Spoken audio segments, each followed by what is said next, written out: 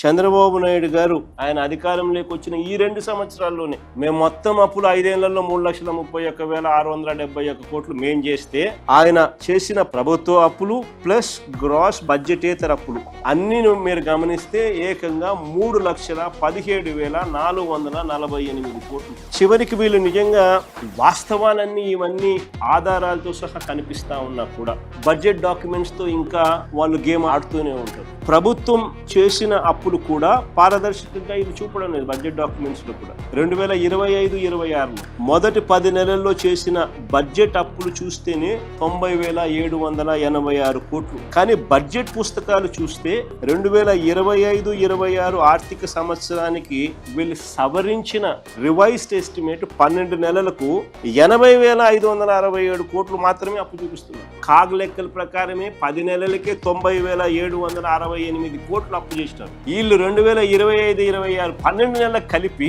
ఇంకా 2 నెలలు ఉన్నాయి, అప్పు 10,000 కోట్లు తగ్గింది వాళ్ళ బడ్జెట్ డాక్యుమెంట్స్ ప్రకారమే. అంటే దాని అర్థమైంది, అప్పులు వీళ్ళు పారదర్శకంగా వెల్లడించడం లేదు, ఎక్కడికెక్కడ అడ్జస్ట్ చేస్తున్నారు. పబ్లిక్ అకౌంట్ అంటే ఎంప్లాయీస్ కి సంబంధించిన డబ్బును ఇష్టం వచ్చినట్టు ఎడాపెడా వాడేస్తున్నారు. ఓవైపున ఎంప్లాయీస్ కి ఇవ్వాల్సింది ఇవ్వడంలా 35,000 కోట్లు వాళ్ళకు బకాయిలు, జీతాలు పెంచేది లేదు. మరోవైపున వాళ్ళ జీతాలతో వాళ్ళ అకౌంట్తో వీళ్ళు గేమ్ ఆడుతున్నారు.